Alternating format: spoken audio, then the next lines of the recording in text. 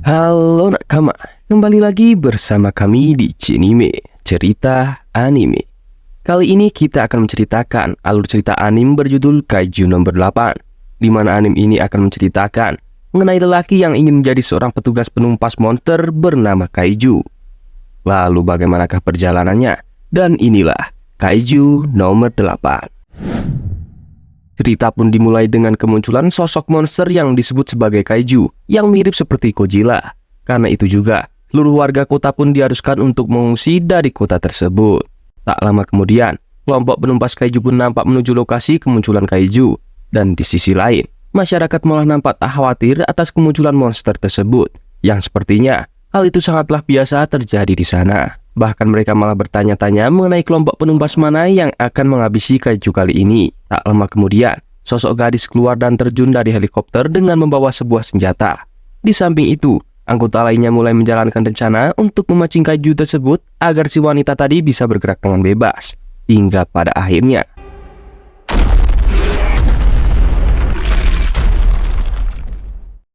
setelah kekalahan monster Kaiju, terlihat seorang lelaki bernama Hibino Kafka yang merupakan anggota dari tim pembersih Kaiju di kota. Sedangkan di sisi lain, anggota tim 3 dari Korps Penumpas Kaiju mendapatkan tepuk tangan dari masyarakat. Beberapa saat kemudian, petugas kebersihan pun mulai membersihkan kota yang tercemar oleh daging cincang Kaiju yang berserakan. Dan hal itu merupakan pertarungan mereka sebagai petugas kebersihan setelah kekacauan terjadi. Meski pekerjaan yang digeluti Kafka tak pernah diperhatikan masyarakat ataupun mendapatkan terima kasih orang lain, namun hal itu juga termasuk salah satu pertempuran dengan Kaiju. Di saat Kafka sedang bekerja, tak lama kemudian sebuah drone dari perusahaan Izumotex datang untuk meminta sampel penelitian. Namun saat Kafka tak memperhatikan temannya yang sedang bekerja, secara tiba-tiba, untuk itu, dengan sigap Kafka langsung mengobati temannya dengan baik. Dan kemudian, Kafka merasa begitu berat apabila pekerjaannya itu harus diselesaikan secepat mungkin. Tak lama kemudian, Kafka malah disuruh untuk pergi ke bagian usus untuk membersihkan jeroan di sana, di mana bagian tersebut merupakan salah satu bagian yang paling dibenci Kafka, di mana Kafka menyatakan jika bagian usus adalah bagian paling menjijikkan yang bisa membuat seseorang kehilangan nafsu makan. Singkat waktu, pada akhirnya pekerjaan Kafka telah selesai, di mana ia pun masih merasa jijik dengan pekerjaan sebelumnya yang membuatnya terus merasa muak. Di sini ia juga melihat berita mengenai petugas khusus divisi ketiga yang telah berhasil mengalahkan Kaiju dengan mudah, di mana si gadis sebelumnya ternyata merupakan seorang kapten divisi 3 bernama Ashiro Mina. Diketahui jika Mina telah menjadi seorang kapten di usianya yang baru menginjak 27 tahun. Bahkan ia telah berhasil membantai banyak Kaiju yang muncul. Melihat itu, Kafka malah mengingat masa kecilnya saat ia berjanji dengan seorang gadis untuk membasmi para Kaiju yang ada. Dan sepertinya, si gadis kecil itu kini telah menjadi seorang ciwi cantik yang merupakan kapten khusus divisi 3. Di mana kini ia telah menjadi seorang wanita yang cantik dengan pembawaan tenang dan begitu mencolok. Namun, Kafka sepertinya merasa begitu iri dengan keberhasilan teman masa kecilnya tersebut. Bahkan ia malah menyesal karena telah masuk menjadi seorang petugas kebersihan. Meski demikian, ia tetap meyakini jika pekerjaannya saat ini begitu penting. Dirinya juga begitu bersyukur karena telah tinggal di rumah yang cukup bagus dan bisa makan makanan enak. Dengan itu, ia seharusnya merasa cukup dengan kehidupan saat ini. Di keesokan harinya, Kafka pun kembali pergi bekerja, di mana ia langsung diberikan sebuah tugas untuk memberikan tutorial pada seorang pemagang bernama Ichikawa, di mana ia juga memiliki cita-cita untuk bergabung ke pasukan pertahanan. Dan ternyata, Kafka juga memiliki impian yang sama dengan Ichikawa. Meski Kafka mengatakan jika dirinya telah lama menyerah. Mendengar itu, Ichikawa pun menanyakan alasan Kafka yang menyerah begitu saja. Namun Kafka tak menjawabnya dengan benar dan malah mengalihkan pembicaraan. Namun dengan tegas, Ichikawa mengatakan jika ia tak akan menyerah begitu saja untuk mengejar impiannya. Setelah itu, mereka pun mulai mengerjakan pekerjaan mereka, yang mana Kafka ternyata malah disuruh untuk mengajari Ichikawa di bagian yang paling ia benci, yaitu usus. Meskipun Kafka terus mengeluh, tetapi ia terus bekerja dengan begitu kerasnya. Seusai mereka menjalankan pekerjaan di bagian tersebut, Ichikawa nampak terus mual karena itu. Kafka pun kemudian malah menanyakan Ichikawa yang hanya membawa bekal begitu sedikit. Untuk itu, Kafka pun memberikan sebuah vitamin yang bisa membuat Ichikawa lebih berenergi. Tak hanya itu, Kafka nampak akan memberikan sebuah penutup hidung pada Ichikawa. Hingga Di sore harinya, pekerjaan Kafka di bagian usus telah berakhir, dan kemudian Ichikawa pun mendatanginya, di mana ternyata Ichikawa berniat untuk berterima kasih pada Kafka karena telah membantunya di hari pertama ia bekerja. Tak hanya itu, Ichikawa kemudian memberitahukan jika persyaratan pendaftaran perekrutan pasukan pertahanan telah diubah dan membuat umur maksimal seorang mendaftar adalah 33 tahun. Ichikawa mengatakan hal tersebut dikarenakan dirinya melihat jika Kafka begitu kesepian saat mengatakan jika ia telah menyerah untuk menjadi pasukan pertahanan khusus. Mendengar itu, Kafka juga berterima kasih pada juniornya dan menganggap jika Ichikawa ternyata juga sangat baik. Namun setelah mengatakan hal tersebut, secara tiba-tiba diketahui jika monster tersebut bernama Yoju. Di situ Kafka juga menyuruh agar juniornya lari dari sana dan segera menghubungi pasukan pertahanan. Sekepergian Ichikawa, Kafka pun nampak memancing musuh tersebut untuk mengejarnya. Dan pada saat itu juga, Kafka pun kembali mengingat masa lalunya, di mana pada saat itu ia nampak menghibur seorang gadis kecil yang sepertinya adalah Mina. Dan pada saat itu juga, mereka berdua mengungkapkan impian mereka masing-masing untuk menjadi seorang pasukan pertahanan. Dan pada saat itu juga, Kafka menantang Mina untuk berlomba menjadi petugas yang lebih keren dan membasmi seluruh kaiju yang ada. Kembali lagi ke masa sekarang, meski telah berhasil menghindari Yoju tersebut dan menggoceknya, si Yoju masih tetap bisa mengejar Kafka. Dikarenakan tak ada pilihan lain lagi, Kafka pun mulai bertarung dengan monster di depannya. Namun dengan mudah, si monster tersebut dapat menumbangkan Kafka dengan sekali serang. Dan pada saat si monster akan mengakhirinya, secara tiba-tiba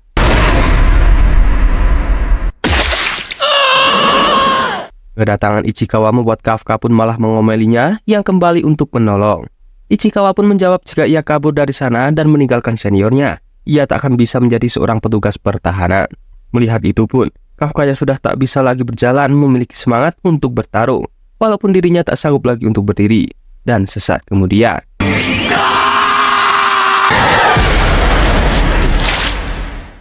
ternyata orang yang menyelamatkannya adalah Mina. Meskipun sepertinya Mina nampak begitu cuek pada Kafka yang merupakan teman masa kecilnya. Pada akhirnya, Kafka pun dirawat di rumah sakit. Di situ Kafka pun merasa jika Mina begitu hebat karena bisa membantai kaiju dengan begitu mudahnya.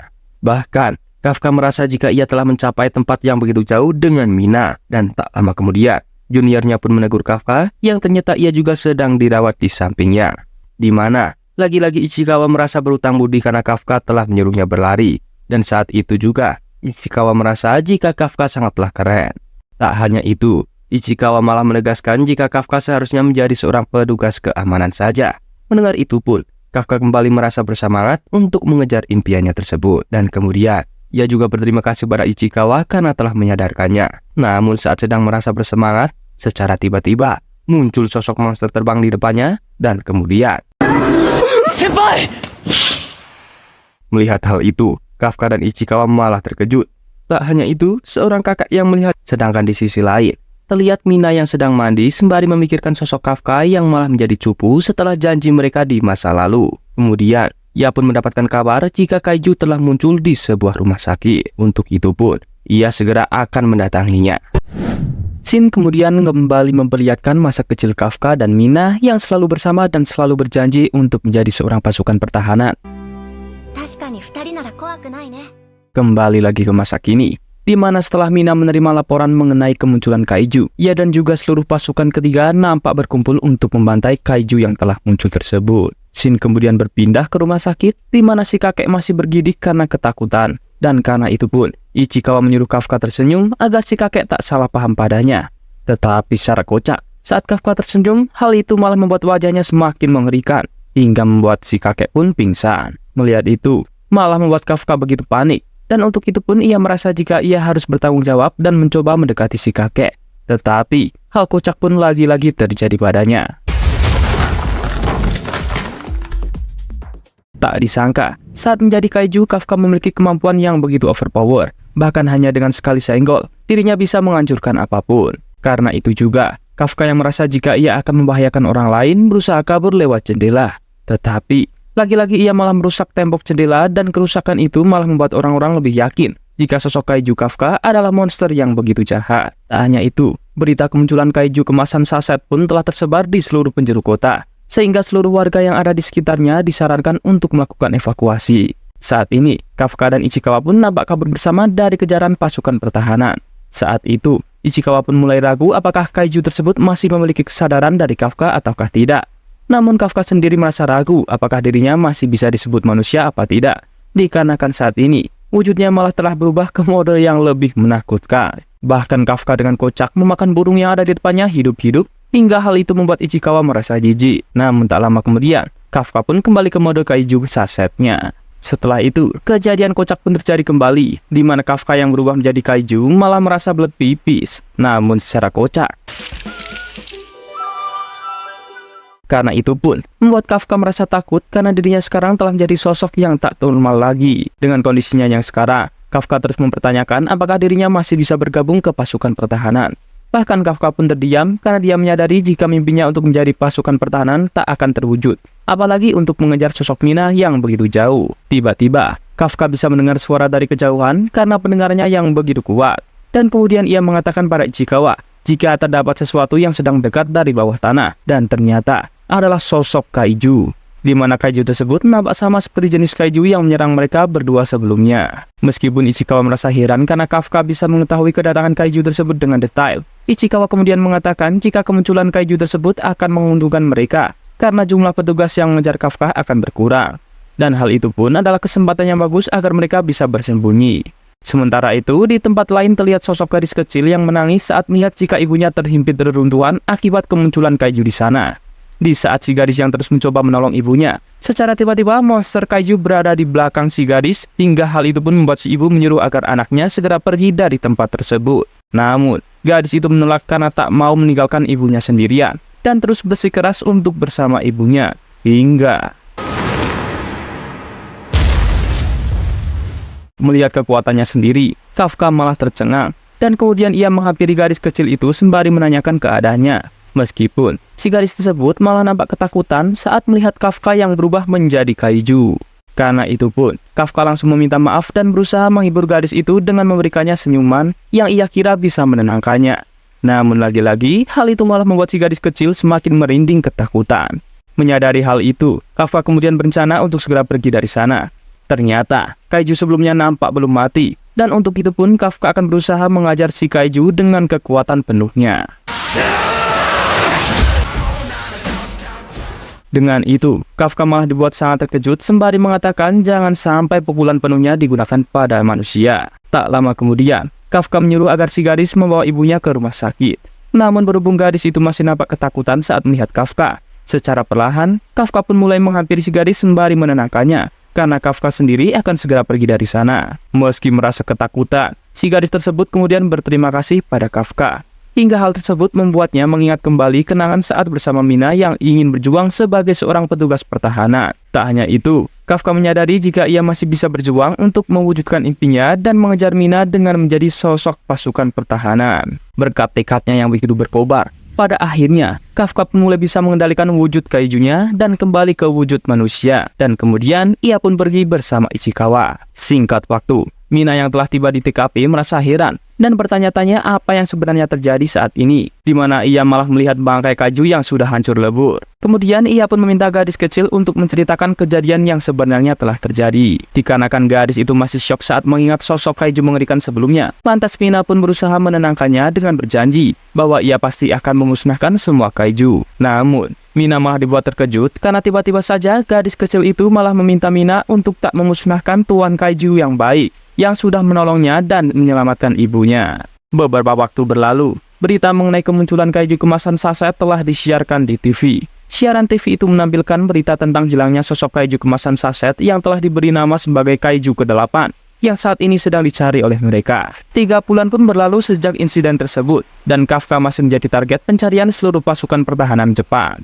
Di sisi lain, atasan Ichikawa memberikan surat hasil tes awal untuk menjadi pasukan pertahanan yang telah disetujui untuk Ichikawa dan Kafka. Kemudian Ichikawa pun mendatangi Kafka yang saat ini tengah duduk di atas bangkai kaiju. Ia pun kemudian memberitahukan pada Kafka bahwa mereka telah berhasil lulus tes tahap awal. Tetapi Ichikawa malah dibuat terkejut dengan sosok Kafka yang saat itu sedang dalam mode kaijunya.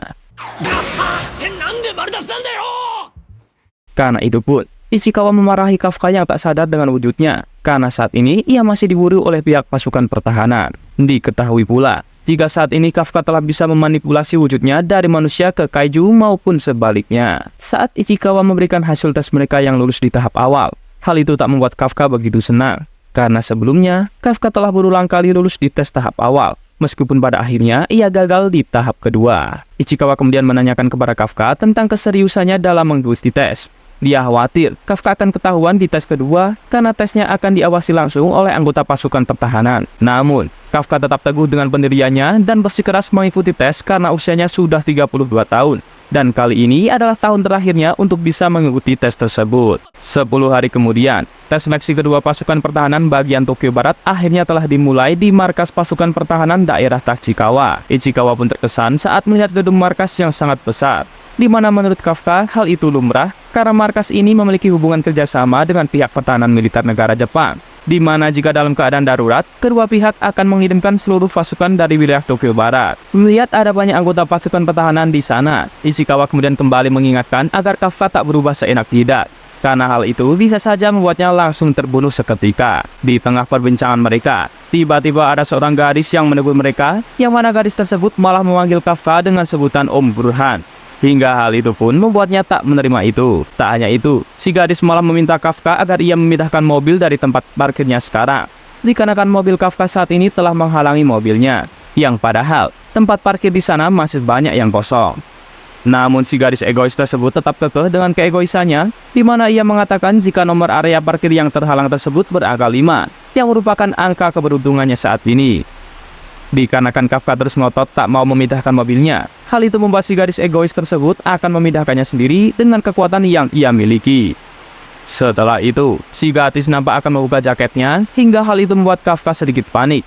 Dan ternyata, di balik pakaiannya itu, si gadis nampak menggunakan seragam khusus anggota pasukan pertahanan yang telah dimodis untuk meningkatkan kekuatan pemakainya. Dengan itu, hanya dengan satu tangan saja, si gadis egois bisa memindahkan mobil Kafka dengan begitu mudah.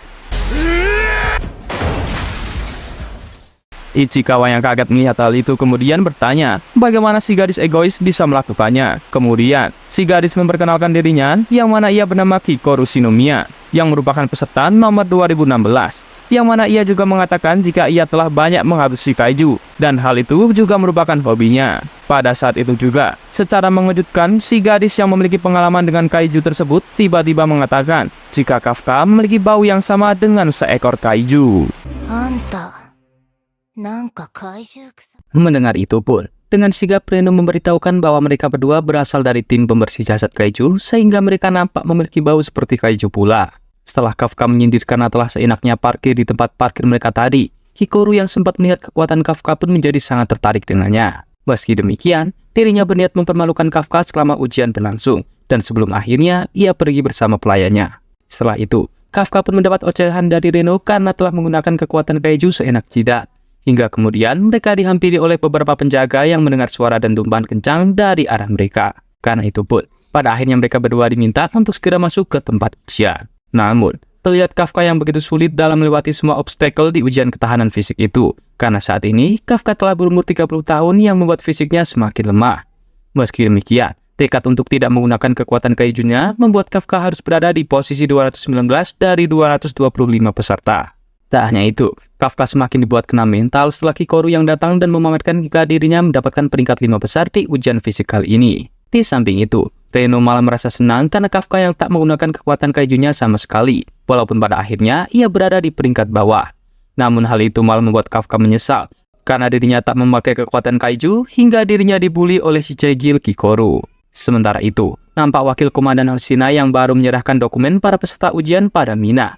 Yang mana pada saat Mina melihat wajah Kafka, di sana dirinya hanya terdiam sebelum akhirnya ia meminta Hoshina untuk memberi laporan lanjutan sembari melanjutkan pekerjaannya. Bersamaan dengan itu, Ichikawa terlihat memberitahukan pada Kafka mengenai semua peserta dengan talenta di atas rata-rata. Dimulai dari Izumo Haruichi yang merupakan lulusan terbaik dari Universitas Netralisasi Tokyo. Lalu ada Iharu yang merupakan lulusan terbaik di kampus teknik netralisasi Hachiji. Dan selanjutnya, ada mantan anggota Angkatan Darat bela diri Jepang bernama Kagura Aoi. Dan dari semuanya, terdapat satu orang yang berdiri di atas mereka semua, dan orang itu tak lain tak bukan adalah Shinomiya Kikoru. Diberitahukan jika ia merupakan lulusan terbaik sekaligus termuda di Universitas Naturalisasi California. Bahkan dikenal sebagai sosok paling jenius sepanjang sejarah perkaijuan.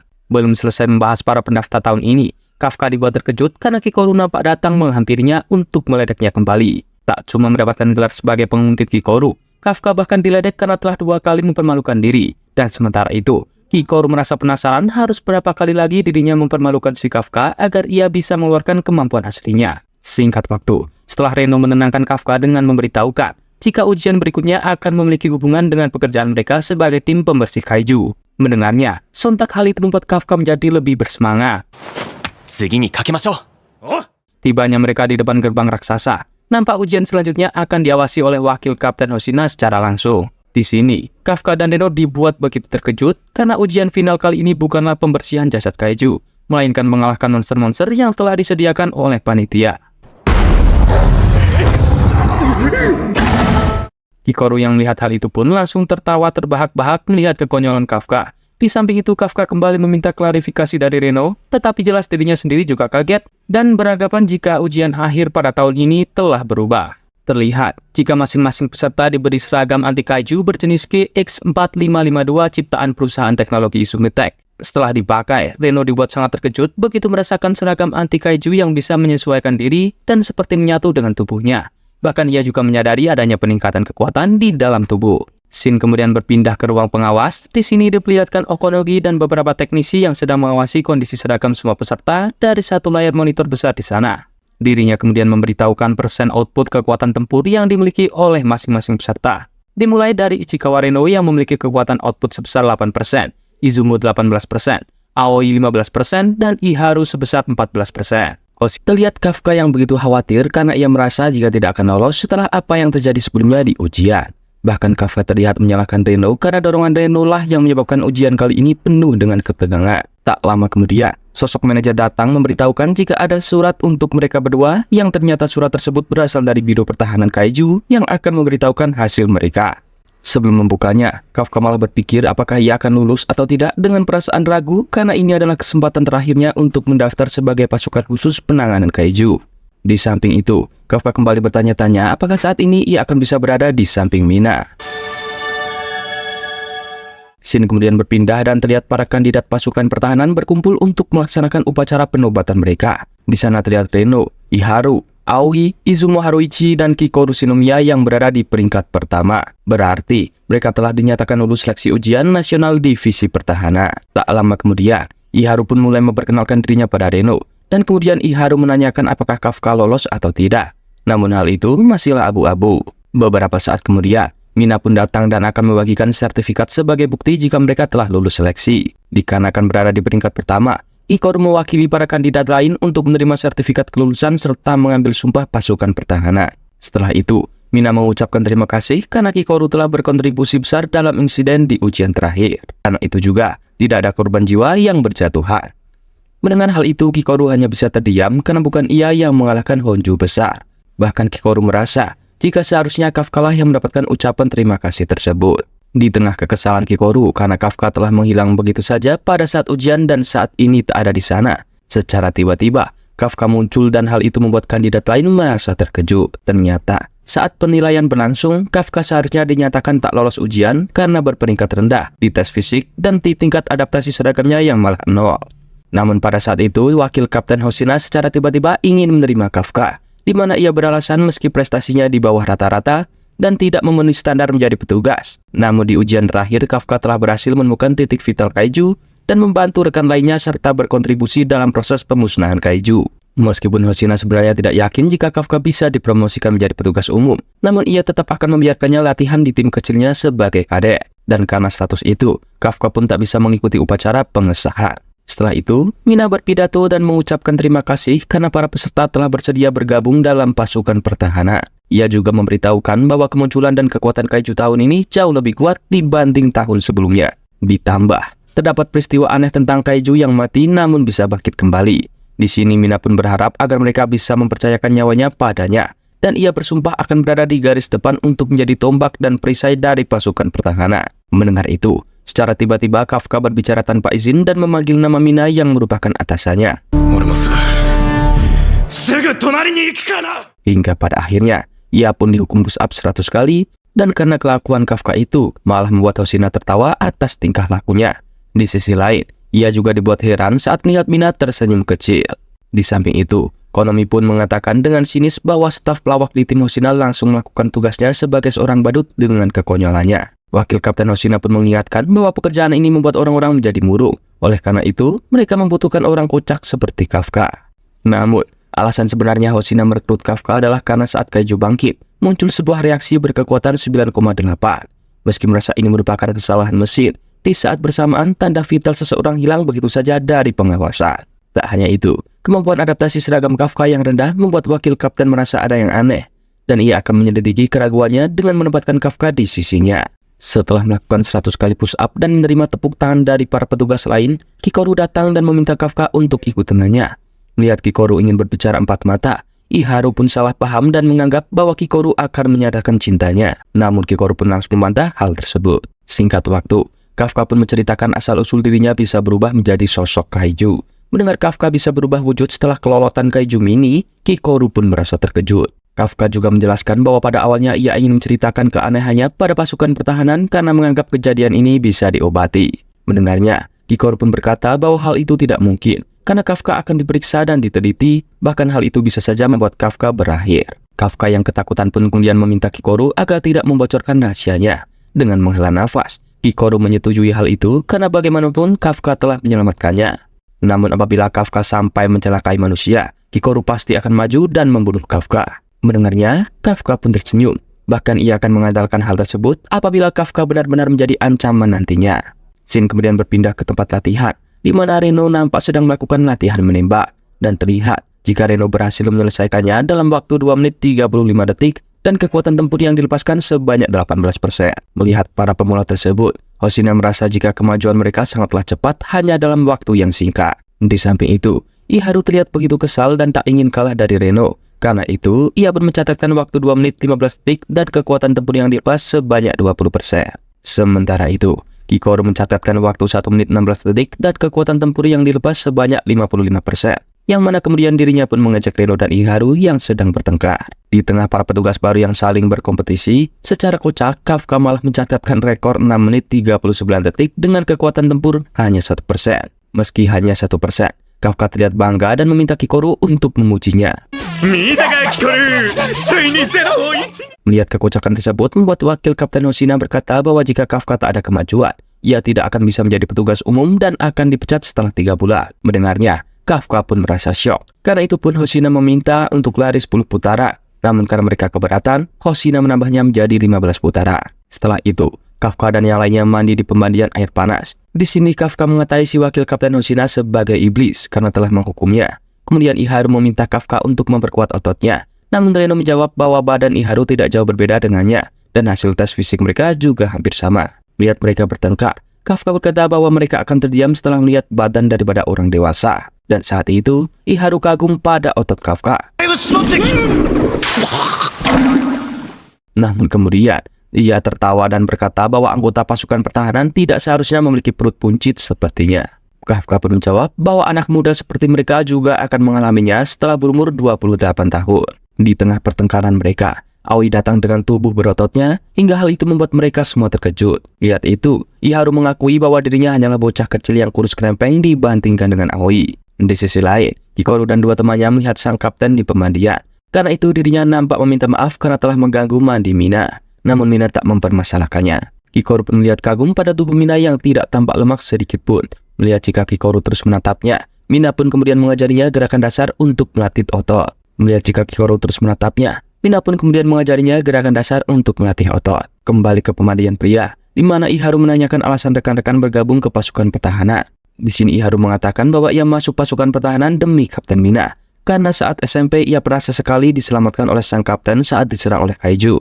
Semenjak saat itu, ia selalu mengaguminya hingga terinfluence untuk bergabung menjadi pasukan pertahanan. Ternyata, mereka semua memiliki alasan yang sama, yaitu kagum pada sosok Kapten Mina. Mendengarnya, Kafka dibuat terkejut karena Mina memiliki pengaruh yang sangatlah besar. Iharu lalu menanyakan alasan Kafka bergabung dengan pasukan pertahanan. yang mana Kafka menceritakan jika ia adalah teman masa kecil daripada Kafka. Kafka menambahkan jika pada saat itu mereka berdua memiliki janji untuk menjadi petugas pertahanan bersama-sama. Tak hanya itu, Kafka lalu memberitahukan semuanya tentang Mina pada semua rekan-rekannya. Singkat waktu, terlihat Kikoru yang terkejut saat melihat para pria yang pingsan karena berendam terlalu lama. Melihat itu pun Kikoru merasa bahwa semua pria itu adalah orang-orang bodoh. Beberapa hari berlalu, terlihat Kafka yang masih belajar hingga larut malam. Hingga tak lama kemudian Hoshina datang menemuinya. Hoshina pun berkata bahwa tidur juga termasuk dalam pekerjaan. Dan saat Hoshina mengatakan jika Kafka memaksakan dirinya adalah demi Mina, hal itu pun membuat Kafka terkejut. Ternyata Hoshina mengetahui hal itu karena ia juga berada di pemandian waktu itu. Kafka lalu memberitahukan bahwa ia sudah berjanji kepada Mina untuk berjuang bersama-sama sebagai pasukan pertahanan. Di sini, Hoshina pun menganggap bahwa Kafka ingin merebut posisinya sebagai wakil kapten. Meski Kafka tidak bermaksud demikian, ia akan berusaha lebih keras lagi agar ia bisa berdiri di samping Mina. Mendengarnya, Hoshina merasa kesal dan berkata bahwa ia tidak akan memberikan posisi itu kepada Kafka dengan mudah. Ia juga meminta Kafka untuk tidak terlalu akrab dengan petugas lain, karena dalam pekerjaan ini, wajar jika salah satu dari mereka akan mati pada suatu saat nanti. Secara tiba-tiba, alarm berbunyi, di mana ternyata sosok Kaiju telah muncul. Kemudian Hoshina mengajak Kafka untuk berangkat, karena ini adalah misi pertamanya sebagai seorang pasukan pertahanan. Di tempat lain, Okonogi kemudian melaporkan situasi dan kondisi kota Sagamihara yang saat ini tengah terguncang akibat dari kemunculan sosok Kaiju. Di tengah proses evakuasi yang masih berjalan, para tentara terlihat sedang bekerja sama dengan pasukan pertahanan anti Kaiju. Di sini juga diberitahukan jika Honju yang menyerang kali ini adalah seekor Yonju berbentuk jamur raksasa, di mana pada saat ini monster tersebut masih dalam tahap proliferasi alias pembelahan sel jadi beberapa bagian. Sementara itu, Mina nampak mengajukan diri untuk mengurus Honju besar yang saat ini telah memasuki area pengawasan dari tim Bravo. Sedangkan sisanya akan diurus oleh anak buahnya. Sementara itu, Hoshina si wakil kapten nampak akan mengawasi para pasukan baru. Di lain sisi, Hikaru terlihat memandangi Kafka yang sebenarnya adalah Kaiju yang sangat ditakuti oleh semua orang. Di dalam hatinya, Hikaru pun berharap agar Kafka tak mengecewakannya. Saat ini, jam telah menunjukkan pukul 4 pagi dan terlihat posko pengungsian yang telah dipenuhi oleh para warga sipil. Di sisi lain, pasukan artileri telah dipersiapkan untuk menebak si Honju kapanpun diperintahkan. Sementara di kawasan E terlihat rombongan Kafka yang sedang berada di atap gedung untuk melihat situasi sembari memperkuat mental mereka. Karena ini adalah pekerjaan pertama mereka. Para pemula di sana nampak begitu dak-dik-dukser saat melihat Honju yang sangatlah besar. Hoshina lalu memberitahukan tentang rencana mereka, yang mana si Honju akan diurus oleh Kapten Mina. Sedangkan para Yoju akan diurus oleh mereka semua yang telah dibagi menjadi beberapa tim. Meski rencananya begitu, tetapi para pemula tetap akan diletakkan di barisan paling belakang. Artinya, para pemula akan menjadi pelindung terakhir yang akan menjaga umat manusia dari serangan musuh. Setelah tentara Jepang telah mempersiapkan tembakan pendukung, Okonogi melaporkan jikalau Kapten Mina akan tiba di TKP dalam waktu 8 menit. Di sisi lain, Kafka malah teringat dengan ucapan wakil Kapten Hoshina yang mana mereka tak diperbolehkan gagal di misi pertama sebagai petugas pertahanan. Meski demikian, Kafka tetap saja merasa begitu gugup dibarengi rasa excited. Tak lama kemudian, Okonogi melaporkan jika para Yoju telah memasuki kawasan mereka. Dan setelah itu, para pemula langsung turun dari atap gedung dengan melompat. Meski demikian, si kocak satu ini terlihat selalu berbeda dengan lainnya. Setelah Kapten Mina tiba di lokasi titik penembakannya, para tentara Jepang pun mulai menembakkan meriamnya pada Honju jamur yang besar. Tetapi sayangnya, tembakan mereka tidak begitu berpengaruh terhadap si monster tersebut. Sementara itu, para pemula malah mendapatkan kata-kata kurang sedap dari kakak tingkat mereka. Bahkan para senior menyebut jika pasukan pemula hanya akan menjadi beban saja. Mendengar itu pun, para pemula berkompeten tersebut kemudian menunjukkan aksi mereka dan menunjukkan kemampuan mereka pada kakak tingkat yang begitu tengil pada mereka. Sesaat Kafka yang memuji kemampuan Kikoru, hal itu malah membuat Kikoru pun malu-malu kucing. Di tengah pasukan pertahanan yang masih mencari para Yoju, terlihat Iharu yang dibuat begitu terkejut saat melihat jika Reno bisa mengatasi Yoju seorang diri. Bahkan hal itu juga membuat dirinya tak bisa berkata apa-apa. Sedangkan di sisi lain, para pemula yang terus menunjukkan aksi mereka malah membuat para senior melongo, dikarenakan kemampuan para pemula tahun ini benar-benar di luar dugaan mereka. Yang mana terbukti jika para pemula saat ini sangatlah jago. Bahkan kerjasama mereka yang diimbangi sebuah rivalitas juga tak bisa diremehkan sama sekali. Berbeda halnya dengan para senior yang sampai saat ini tak berkembang begitu jauh. Kafka yang melihat perjuangan semua rekannya pun tak mau kalah juga. Di mana dirinya kemudian mengingat dengan ucapan para senior yang sempat mengatakan jika mereka tak tahu menahu mengenai titik vital para Yoju. Kafka pun memutuskan untuk menggunakan senjatanya sendiri sebagai si ahli pembedahan Yoju. Dan pada akhirnya, ia pun terlihat membedah salah satu Yoju dan menguraikannya. Di sini Kafka pun menyadari jika inti yang biasanya ada di tengah-tengah tubuh para kaiju, di situ ia malah tak melihat inti tersebut. Karena itu pun, ia menyadari jika posisi inti dari Yoju tersebut tak sama seperti Yoju-Yoju sebelumnya. Dan tak lama kemudian, Kafka pun menemukan inti tersebut dan kemudian Kafka langsung melaporkannya pada wakil Kapten Hoshina mengenai itu. Setelah Kafka memberitahukan analisa serta pendapatnya, dirinya juga melaporkan kejanggalan yang ia temukan pada jasad Yoju tersebut. Mendengar informasi itu membuat wakil Kapten Hoshina memberikan sebuah pujian pada Kafka dengan informasi yang sangatlah bagus. Okonogi yang juga mendengarnya pun diminta untuk menyebarluaskan informasi tersebut ke semua pasukan pertahanan kaiju mengenai hal itu. Setelah mendapatkan beberapa pujian dari wakil Kapten Hoshina, Kafka pun merasa sangat senang karena pada akhirnya ia bisa berkontribusi. Di saat Kafka yang akan pergi dari sana untuk menghancurkan inti dan jaringan proliferasi yang membuat para Yoju bisa terus beranak pinak seperti sebuah jamur. Di waktu yang sama terlihat Kapten Mina terlihat akan melancarkan sebuah serangan hebat. Setelah mengunci targetnya, Mina teringat dengan janjinya dengan Kafka di masa kecil. Dan sembari memandangi monster di depannya, Mina dengan tegas mengatakan bahwa inilah dirinya yang sekarang. Meskipun Okonogi telah melaporkan jika Hanju di depan Mina telah tumbang, tetapi Mina masih terus melanjutkan tembakannya untuk memastikan kematian dari sosok Hanju jamur tersebut. Bahkan Okonogi pun malah terkejut saat Mina yang akan menembaknya lagi. Sementara itu, Kafka yang melihat kekuatan Mina yang sangatlah hebat, hal itu membuatnya nampak takjub. Bahkan ia langsung mengakui jika Mina memang benar-benar hebat. Di samping itu, wakil Kapten Hoshina mengatakan jika sosok yang pantas berdiri di sebelah Mina adalah sosok yang memiliki kekuatan setara dengannya. Yang mana Kafka pun mengira jika Hoshina juga memiliki kekuatan dengan daya hancur seperti Mina. Namun, Hoshina pun menepisnya. Ia kemudian mulai menjelaskan jika senjata yang digunakannya sangatlah berbeda dan memiliki kekuatan yang jauh berbeda dengan senjata laras panjang milik Mina. Dan apabila dibandingkan dengan Kapten Mina, jelas wakil Kapten Hoshina akan kalah telak apabila ia harus berhadapan dengan kaiju ataupun monster-monster berukuran besar. Namun sebagai gantinya, ia memiliki keunggulan yang lebih baik saat melawan kaiju yang berukuran lebih kecil. Kemudian wakil Hoshina memberitahukan bahwa dirinya berasal dari keluarga pembasmi kaiju dari zaman Muromachi, yaitu sebuah era yang berlangsung dari tahun 1336 hingga 1573.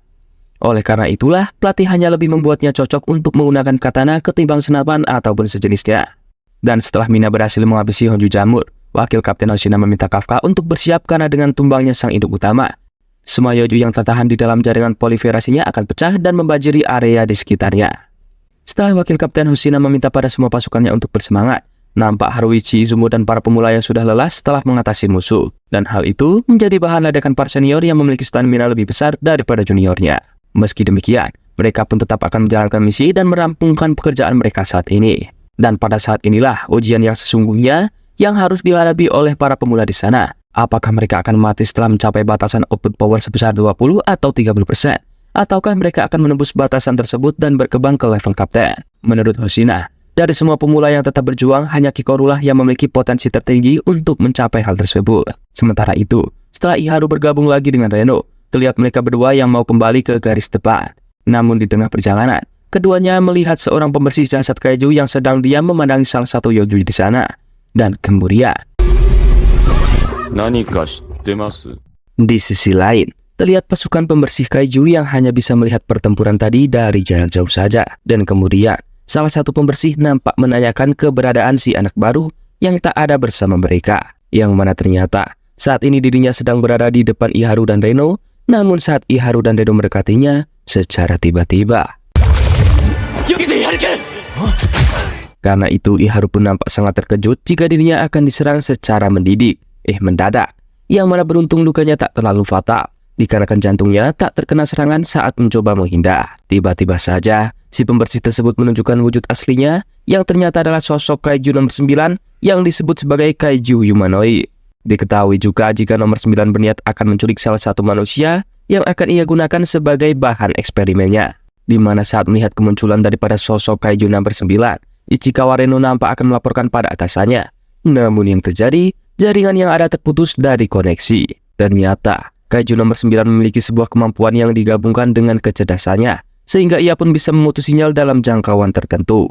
Hingga pada akhirnya, si kaiju nomor 9 nampak menyerah. Melihat jika Reno bisa menghindari serangannya, hal itu jelas membuat si nomor 9 terkejut terheran-heran kenapa Reno bisa mengetahui dan melihat serangan yang ia lancarkan, padahal serangannya begitu transparan.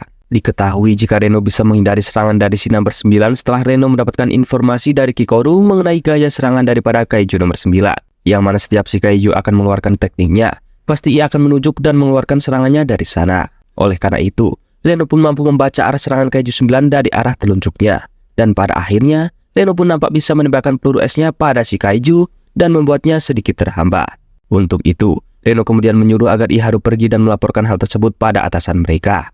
Namun Iharu malah terlihat ingin tetap membantu Reno dan membuat mereka berselisih. Hingga pada akhirnya, Iharu pun mengalah dan akan pergi dari sana.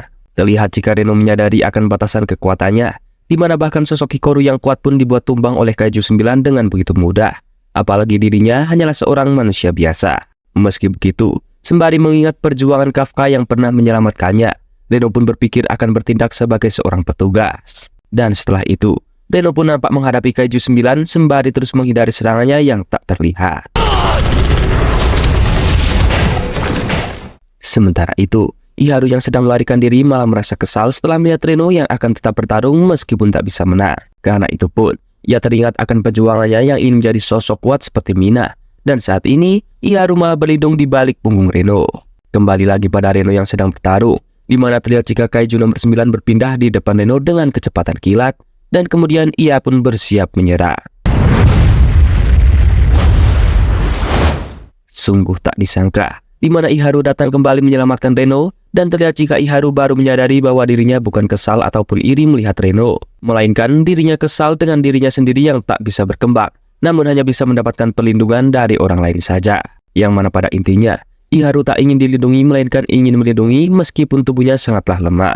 Sementara itu, si Kaiju nomor 9 yang mendengar pembicaraan mereka kemudian berniat akan menghabisi mereka berdua agar mereka tak bisa melaporkan kedatangan si Kaiju nomor 9. Karena itu pun, Iharu nampak membuat strategi yang dimana ia akan membuat celah bagi Reno agar Reno bisa melancarkan serangan maksimalnya. Hingga sayang seribu sayang, si Kaiju 9 malah berlindung di dalam tumpukan daging mayat Yoju. Alhasil Reno yang telah salah langkah tak bisa lagi melarikan diri. Dan kemudian ia pun terkena serangan hingga membuatnya benar-benar tak berdaya. Di sisi lain, Hoshina mendapatkan kabar dari markas pusat bahwa mereka tak bisa menghubungi dua pasukan yang bernama Reno dan Iharu. Di samping itu, Kafka dan Kikoru menyadari bahwa si Kaiju nomor 9 telah muncul setelah mereka melihat bangkai Yoju yang berusaha bangkit. Kembali lagi pada Reno yang sudah sekarat, namun ia masih saja berusaha bangkit. Sedangkan di sampingnya, Iharu terlihat masih berusaha menggagalkan serangan si Kaiju 9 dengan penuh kehati-hatian. Namun sayangnya, semua itu tak berguna. Bahkan Iharu malah tertembak dan membuatnya tak bisa bergerak lagi. Tak hanya itu, ia juga melihat jika Reno ditembak secara brutal oleh si Kaiju 9.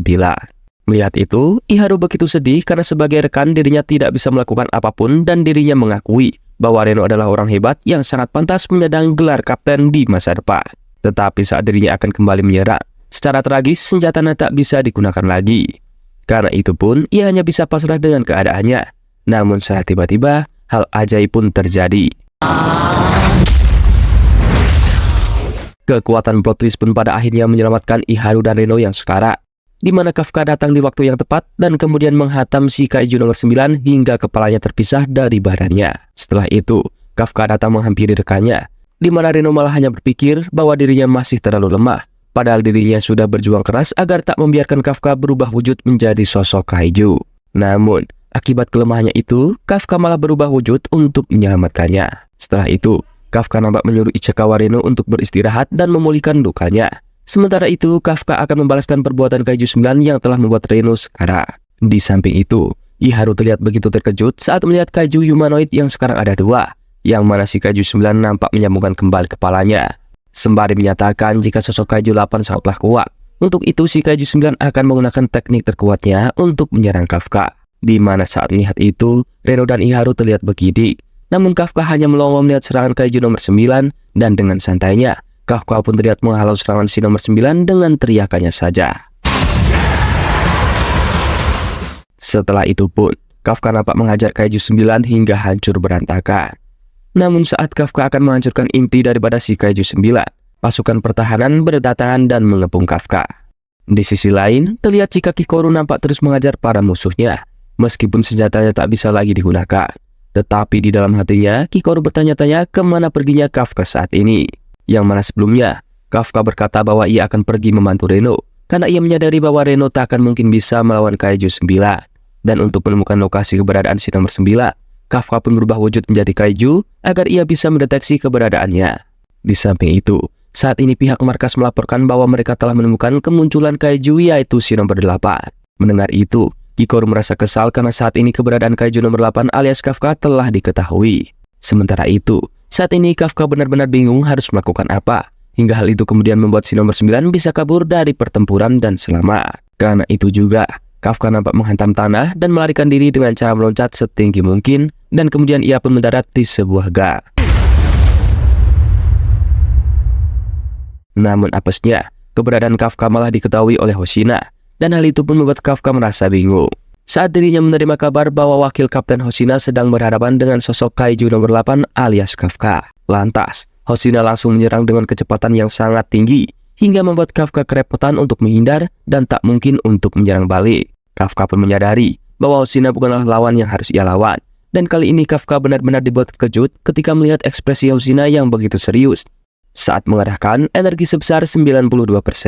Meskipun terus diserang, Kafka nampak tak mau melayangkan serangannya pada si wakil kapten, dan hal itu pun membuat Kafka hanya bisa terus menghindar. Meski begitu, dirinya tetap saja tak bisa menghindari semua serangan Hoshina dan membuatnya terluka. Untungnya, di sini Kafka memiliki pemulihan yang sangatlah cepat. Namun pemulihannya itu sangatlah memakan banyak energi. Dan agar dirinya tak terkena tebasan lagi, Kafka menagih semua serangan Hoshina. Sedangkan di sisi lain, Hoshina pun mulai menganggap jika sosok Kaiju 8 berada di level Dai Kaiju. Selain itu, Hoshina yang sudah bertarung dengan serius, namun entah kenapa ia merasakan adanya kejanggalan. Bahkan ia malah merasa jika musuh di depannya bertarung seperti seorang manusia. Dan untuk mengakhiri pertarungan tersebut, Hoshina kemudian mengeluarkan serangan jarak jauh dan bergerak cepat maju ke depan menusuk Kafka hingga kemudian. Di sisi lain, Kikoru terlihat memikirkan kekuatan Kaiju Kafka yang terlalu overpower, di mana ia mampu menghancurkan Honju dalam satu pukulan saja.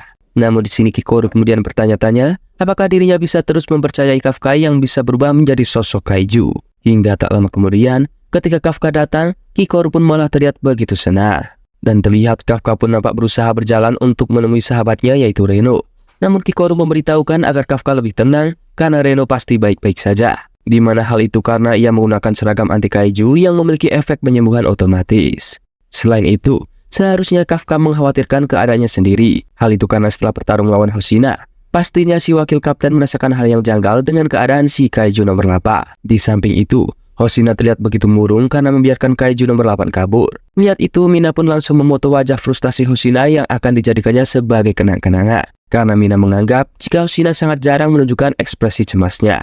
Di sini Hoshina pun memberitahukan bahwa Kaiju nomor 8 sangatlah kuat, yang bahkan ia menyebutkan jika kekuatannya berada di level Dai Kaiju. Meski demikian, selama ini tak ada korban jiwa yang mati oleh Kaiju tersebut. Dengan kata lain, menurut Hoshina, Kaiju nomor 8 bukanlah tipe Kaiju yang asal membunuh semua orang. Hoshina juga baru menyadari yang mana ternyata Kaiju nomor 8 tidak berusaha membunuh Hoshina, melainkan hanya mematahkan senjata miliknya lalu kabur begitu saja.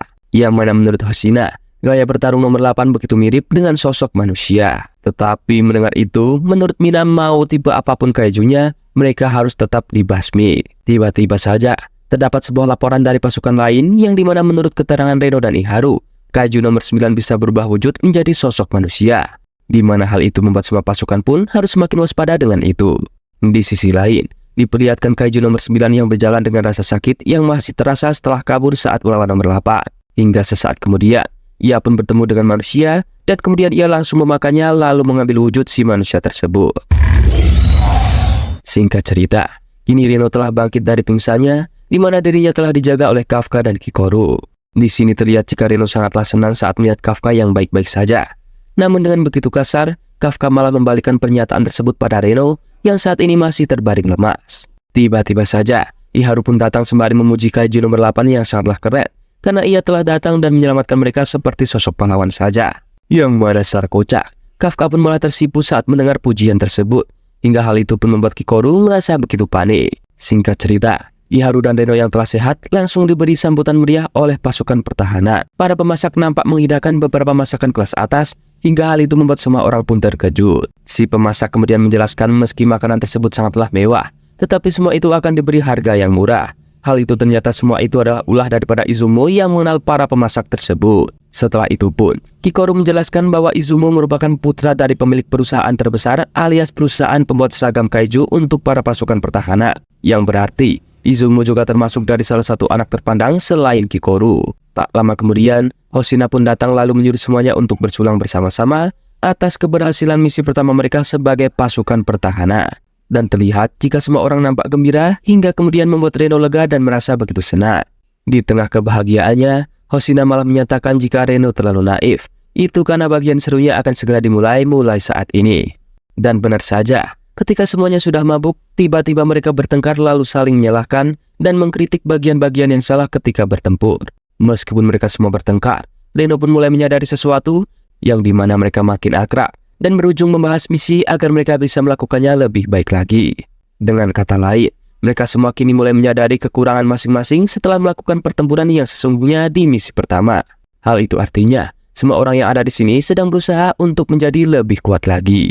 Sementara itu, di luar pintu, Izumo nampak berbincang dengan si pemasak, di mana mereka membicarakan soal ayah Izumo. Dan Izumo di sini menjelaskan bahwa dirinya sudah tak pernah berbicara lagi dengannya. Namun pembicaraan mereka langsung berhenti seketika saat Aoi melewati mereka. Melihat itu pun, Izumo malah terlihat begitu panik karena ia takut pembicaraannya itu akan terdengar oleh Aoi. Kembali ke pesta, terlihat jika Hoshina memberitahukan kabar baik yang dimana Kafka mendapatkan promosi alias resmi telah diangkat menjadi pasukan petugas utama. Hal itu dikarenakan jika semua itu karena Kafka yang telah menemukan bagian organ vital dan juga organ perkembangbiakan daripada para kaiju. Keesokan harinya, tepat di dalam kantor Mina, Kafka diberi lencana sebagai tanda resmi menjadi seorang petugas utama. Yang mana sesaat Kafka akan pamit, Mina berkata bahwa jika Kafka ingin bertarung berdampingan dengan Mina, perjalanan Kafka masihlah sangat jauh. Mendengar hal tersebut kemudian membuat Kafka serasa senang karena ternyata kini Kafka baru menyadari bahwa Mina belum melupakan janji mereka sewaktu kecil. Tetapi secara kocak, lagi-lagi Kafka memanggil nama Mina tanpa embel-embel hingga dirinya dihukum push up 50 kali. Di sini Mina kemudian menjelaskan bahwa yang merekomendasikan Kafka adalah Hoshina. Maka dari itu, Mina pun berharap agar Kafka tak mengecewakannya. Di malam harinya, seperti biasa Kafka nampak belajar dengan giat untuk menyusul ketertinggalannya. Lalu karena dirinya tak mau dipergoki lagi oleh Hoshina, Kafka pun berniat untuk menyudahinya dan bergegas pergi beristirahat. Namun saat sedang berjalan, ia pun malah melihat jika ruangan latihan yang masih terbuka. Lalu dirinya pun mendekati tempat latihan tersebut karena merasa sangat penasaran dengan orang yang sampai saat ini masih saja berlatih. Di mana ternyata orang yang masih berlatih adalah sosok wakil Kapten Hoshina. Di sini Kafka menyadari bahwa latihan Hoshina merupakan simulasi dengan gerakan yang sama ketika melawan Kafka dalam wujud kaijunya.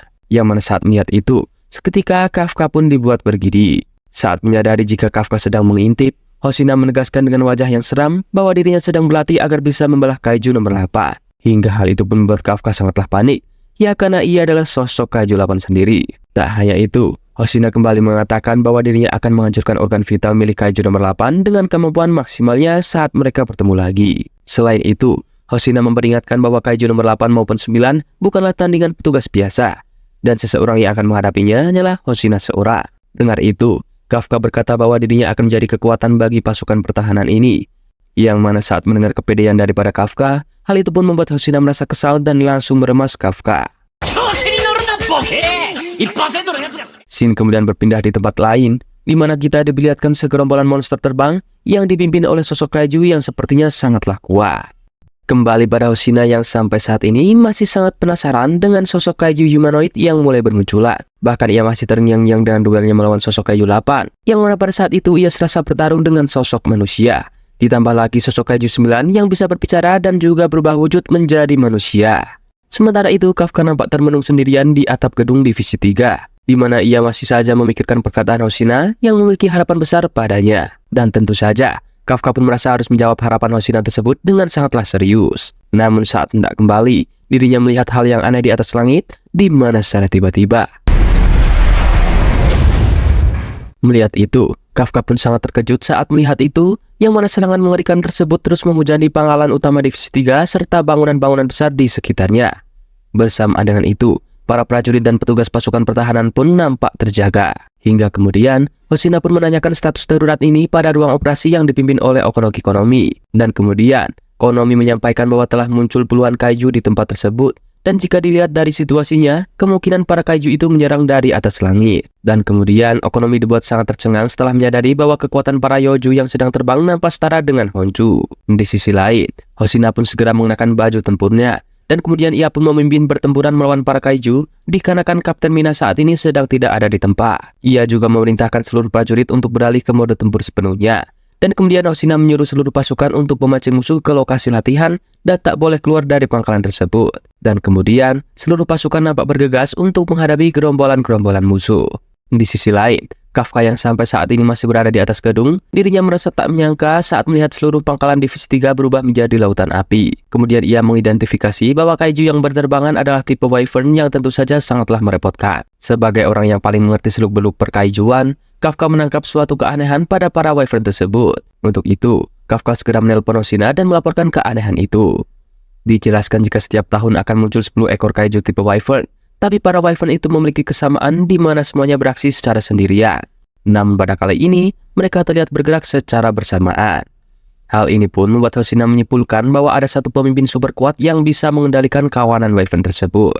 Benar saja, saat itu juga muncul seekor kaiju humanoid berwarna merah yang terlihat begitu ampuh dan sangat kuat. Yang mana setelah itu, sosok kaiju tersebut pun malah berhadapan dengan Hoshina. Sehingga Hoshina pun segera mengakhiri komunikasinya dengan Kafka. Dan pada saat itu, Hoshina dibuat terkejut saat melihat kaiju humanoid itu bisa berbicara bahasa manusia.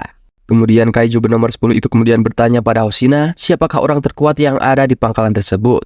Di mana kemudian Hoshina pun menjawab jika pada saat ini sosok yang terkuat di sana adalah dirinya. Hal itu karena di pangkalan Divisi 3 saat ini Mina sedang tak berada di tempat. Karena itu pun, si kaiju nomor 10 langsung mengincar Hoshina untuk dijadikan sebagai musuhnya. Selain itu, Konomi menyatakan jika kekuatan si kaiju nomor 10 setara dengan Dai Kaiju. Hingga kemudian Hoshina pun memantapkan untuk melawannya sembari menyuruh anak buahnya menghadapi para Yoju-Yoju terbang. Tak hanya itu, mereka juga diwajibkan mencegah para kaiju yang akan mencelakai para warga. Kembali ke pertarungan, yang mana terlihat si kaiju nomor 10 nampak mengeluarkan tekniknya hingga menimbulkan gelombang kejut. Meski demikian, Hoshina masih bisa menghindari setiap serangan musuh dengan pengalaman bertarung dan kecepatannya. Terlihat, jika si kaiju nomor 10 begitu senang saat menghadapi musuh kuat, yang bahkan sampai saat ini ia baru menemui sosok musuh kuat tersebut. Kemudian ia juga berteriak dan memerintahkan para Wyvern-nya untuk menyerang. Selain sangat cepat, si kaiju nomor 10 juga memiliki kekuatan yang sangatlah dahsyat. Apabila wakil Kapten Hoshina tak bisa menghindarinya, maka ia bisa saja tewas dalam sekejap. Bahkan saat Hoshina mencoba menebas si kaiju, hal itu malah membuat Hoshina terkejut saat mengetahui jikalau musuhnya memiliki kulit yang sangatlah kuat. Sedangkan di sisi lain, terlihat tim daripada Ikaruga yang terus menembaki para monster yang berterbangan, meskipun mereka tak bisa membunuh mereka. Saat itu pun Kafka kemudian memberitahukan agar mereka menembak bagian punggung daripada si Wyvern. Dikarenakan Kafka merasa sangat yakin jika inti daripada para kaiju terbang berada tepat di bagian punggung daripada Wyvern. Setelah itu, Ikaruga pun berterima kasih pada Kafka dan dia segera membagi seluruh pasukan untuk menjadi 2 kelompok. Yang mana satu kelompok bertugas untuk menarik perhatian kaiju, sementara yang satunya lagi harus menyerang punggungnya. Dan pada saat itu, Aoi akan menjadi umpan sedangkan Leia akan menembak inti si kaiju. Namun ia malah dibuat gagal saat ada musuh yang mengganggu kerjasama mereka, sehingga membuat mereka gagal membunuh satu Wyvern saja. Dan hal itu pun kemudian membuat semua orang merasa bingung bagaimana cara mereka mengalahkan para monster terbang tersebut. Namun pada saat mereka menghadapi kebuntuan tersebut, secara tiba-tiba kemunculan Kikoru yang menggunakan salah satu senjata khusus tersebut cukup membuat semua orang semakin bersemangat. Dijelaskan jika beberapa hari sebelumnya, di mana Mina dan Hoshina memberikan senjata prototipe khusus pada Kikoru. Namun pada saat itu, Kikoru masih merasa tak menyangka kalau dia akan mendapatkan senjata yang seharusnya diberikan pada prajurit setingkat kapten. Kemudian Hoshina pun menjelaskan bahwa senjata ini hanya digunakan dalam situasi darurat saja. Dikarenakan belakangan ini, kaiju yang muncul begitu banyak dan menyusahkan, maka para atasan memutuskan untuk menjadikan kekuatan Kikoru sebagai salah satu kekuatan utama yang mendukung pasukan pertahanan. Dan kemudian, Kikoru pun terlihat membantai semua Wyvern yang berterbangan. Lihat itu, Rino pun hanya ternganga saja. Bahkan ia merasa jika senjata tersebut benar-benar sangat cocok dengan sikap Kikoru yang sangatlah brutal. Namun di sisi lain, Kikoru juga dibuat terkejut saat mengetahui jika Reno nampak menembakkan senjata esnya. Yang mana, hal itu juga cukup membuat Kikoru terkejut, karena kekuatan Reno saat ini bisa digunakan untuk melawan kaiju terbang sendirian. Dan setelah itu, mereka berdua melakukan combo serangan, di mana Reno akan membekukan musuh dan Kikoro pun langsung menghancurkannya. Di sisi lain, Aoi dan sahabatnya baru saja berhasil mengalahkan satu Wyvern. Meski demikian, mereka pun tetap bersemangat untuk mengalahkan para musuh dan mengejar ketertinggalan mereka. Meski demikian, musuh utama yang ada tetap akan menjadi lawan utama dari si wakil kapten Hoshina. Di sini Hoshina pun merasa jika si Kaiju nomor 10 begitu menikmati pertarungan tersebut. Yang mana hal itu adalah perilaku tak wajar daripada sosok Kaiju. Karena seharusnya Kaiju tak memiliki emosi semacam itu. Hingga Hoshina pun menganggap jika perilaku daripada si Kaiju nomor 10 sangatlah tak wajar.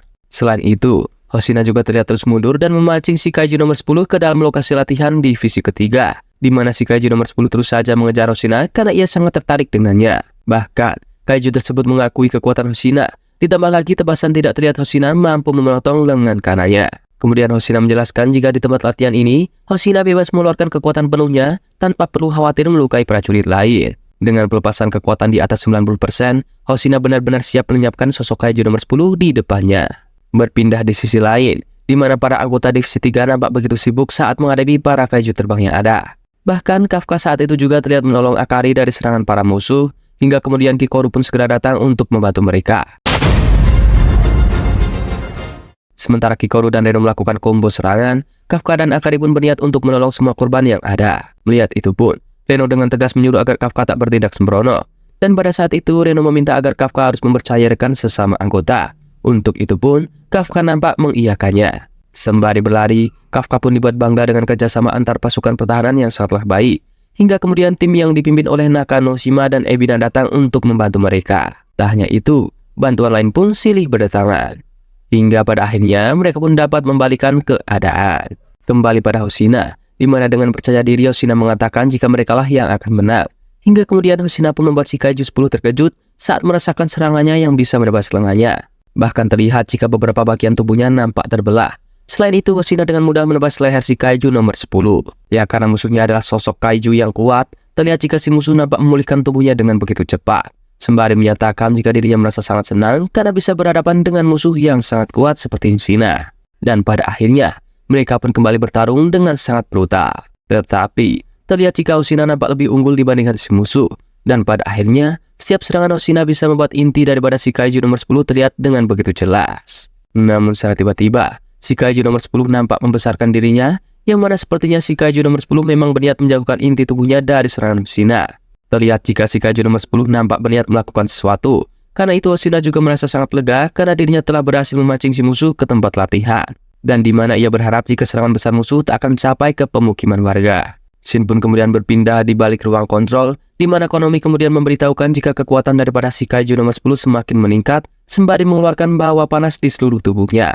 Bahkan hal itu juga membuat Hoshina terkejut saat mengetahui jika kekuatan si Kaiju nomor 10 mencapai angka 9. Bersamaan dengan itu, si monster terlihat semakin mengembang seakan dirinya bisa meluluh lantahkan apapun yang ada di sekitarnya. Semua orang yang melihat sosok Kaiju 10 yang membesar, hal itu cukup mengejutkannya.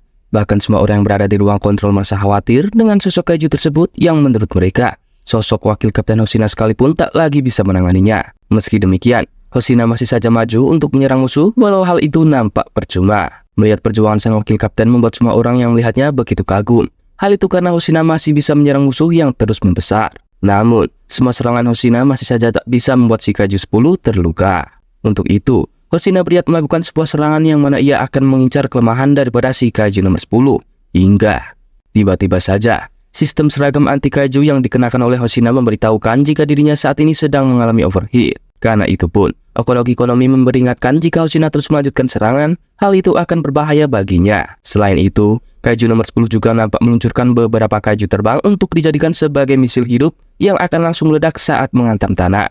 Karena itu pun, kepulan asap yang dihasilkan oleh ledakan itu membuat Hoshina berniat untuk menyerang kembali. Secara tak terduga, si Kaiju nomor 10 nampak menggunakan mata lainnya yang tersebar di seluruh tubuh. Hingga serangan dadakan Hoshina pun dibuat gagal. Setelah itu, seragam anti Kaiju yang dikenakan Hoshina langsung melepaskan kekuatannya. Bahkan secara otomatis sistem yang digunakan seragam menyuruh agar Hoshina segera mendapatkan perawatan medis. Okonogi yang melihat itu juga dibuat bingung. karena sosok wakil kapten Hoshina yang kuat sekalipun terlihat tak berdaya saat menghadapi si kaiju nomor 10 yang membesar. Sementara itu, Hoshina yang tak sadarkan diri mengingat masa lalunya, yang mana meskipun dirinya dianggap sebagai jenius dalam penggunaan pedang, namun kemampuannya tersebut dikatakan tak berguna sama sekali untuk menghadapi kaiju yang berukuran besar. Dan setelah itu, Hoshina nampak bangkit kembali dan menenangkan Okonogi yang masih panik saat melihat sang wakil kapten tak sadarkan diri. Di mana Hoshina terlihat akan kembali bangkit sembari menanyakan keadaan warga kota. Setelah mendengar jika evakuasi warga kota yang hampir selesai, Hoshina pun merasa sangat senang dan berniat melaksanakan tugasnya di tempat tersebut.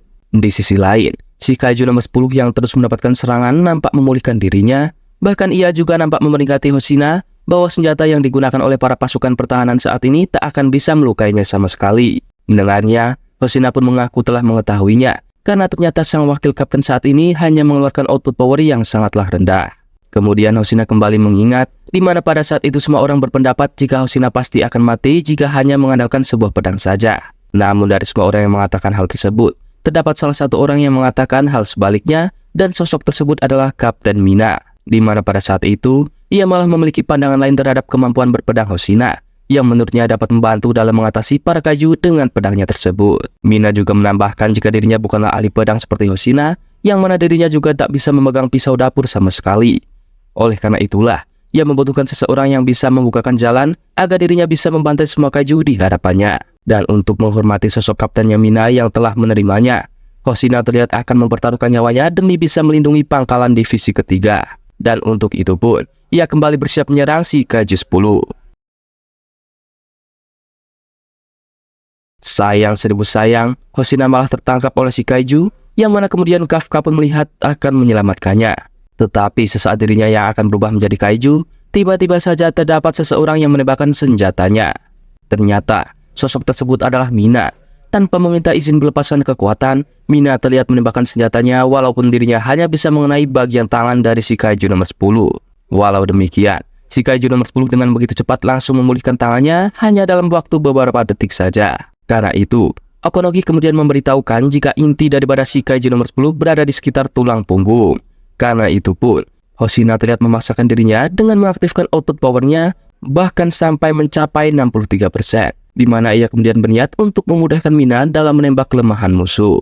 Karena itu pun, Okonogi yang melihat hal itu kembali memperingatinya karena seragam tempurnya telah mengalami overheat. Meski demikian, setiap serangan yang dilancarkan oleh Hoshina masih saja tak berguna saat melawan regenerasi super cepat daripada si kaiju nomor 10. Hingga kemudian, Kikoru pun muncul dan melihat membantu Hoshina. Meskipun serangan Kikoru tak mempan, bahkan membuatnya terpental jauh. Dan setelah itu pun, Hoshina meminta agar Kikoru menyerang bagian yang akan Hoshina serang setelah itu. Di mana meskipun mereka berhasil mendaratkan satu serangan dan membuat kaiju nomor 10 terluka, namun tak terduga Kikoru juga mengalami overheat. Hoshina yang melihatnya merasa serangan mereka lebih dari cukup untuk membuka sebuah celah, dikarenakan inti daripada si kaiju 10 telah terbuka. Hal itu pun membuat seluruh pasukan bersama-sama akan mensupport sang Kapten Mina. Hingga kemudian, Hoshina kembali melakukan sebuah serangan dengan kecepatan penuh. Bahkan semua pasukan nampak membantu agar si kaiju nomor 10 tak berfokus pada regenerasinya dan bisa memberi sedikit waktu pada sang Kapten Mina yang masih mengisi peluru. Yang mana sesaat setelah Hoshina melompat ke udara, si kaiju nomor 10 nampak akan melahapnya. Di saat bersamaan, Mina pun berterima kasih dan bersyukur karena telah menjadikan Hoshina sebagai wakil kaptennya. Hingga kemudian, singkat cerita, semua pasukan divisi ketiga terlihat bersorak karena mengira jika semua telah usai. Bahkan perjuangan mereka yang sangat sulit cukup membuat Kafka terharu, di mana kemudian Kafka juga terlihat jika dirinya berharap agar bisa menjadi seperti mereka suatu saat nanti. Di sisi lain, Reno yang melihat jika Kafka menangis mulai mengejeknya. Tak hanya itu, ia juga menambahkan jika semua itu hanyalah awal bagi mereka. Di tengah kebahagiaan mereka yang merasa jika pertarungan telah usai, tiba-tiba saja peliharaan Mina merasakan adanya kejanggalan. Ternyata, tepat di atas mereka saat ini terdapat suatu gumpalan yang terbuat dari kumpulan para kaiju terbang. Hoshina pun menyadari jika teriakan si kaiju nomor 10 sebelumnya bukanlah sebuah teriakan rasa sakit, melainkan hal itu adalah sebuah perintah bagi para kaiju terbang untuk menyatu. Okonogi kemudian melaporkan bahwa kekuatan daripada gumpalan kaiju tersebut masih terus meningkat dan bisa dipastikan jika hal itu adalah sebuah bom raksasa, yang mana hal itu diyakini setara dengan 20.000 ton TNT atau setara dengan sebuah ledakan nuklir. Si kaiju nomor 10 yang masih hidup pun memberitahukan bahwa pertarungan mereka saat ini bisa dinyatakan sebagai seri, yang mana di saat orang lain sudah merasa pasrah, Secara tiba-tiba Kafka terlihat maju dengan kecepatan penuh dan membuat semua orang di sana begitu terkejut. Pada saat melihat itu, Hoshina nampak hendak menghentikan pergerakan Kafka. Namun ia menyadari jika pergerakan Kafka saat ini bukanlah pergerakan yang bisa dilakukan oleh seseorang berkekuatan 1% saja. Hingga pada akhirnya, Kafka pun menunjukkan wujud kaijunya. Dan pada saat itu, Kafka sudah membulatkan tekadnya untuk terus maju dan melindungi semua rekannya yang berada di Divisi 3. Melihat itu, semua orang yang ada di sana pun nampak begitu terkejut dengan perubahannya. Sementara itu, meskipun Hoshina telah mencurigainya sejak awal, Hoshina pun mulai lupa dengan kecurigaannya tersebut dikarenakan dirinya mulai memiliki ketertarikan pada Kafka, sehingga membuatnya jadi lupa dan mengabaikan kemungkinan yang ada tepat di depan matanya. Dan setelah Kafka meminta maaf pada Hoshina dan Kikoru yang telah bersusah payah merahasiakan wujud aslinya, Kafka kemudian meminta maaf pada semua orang di divisi ketiga. Tak hanya itu, Kafka nampak meminta maaf pada Reno karena tak bisa menepati janjinya agar tak bertindak gegabah.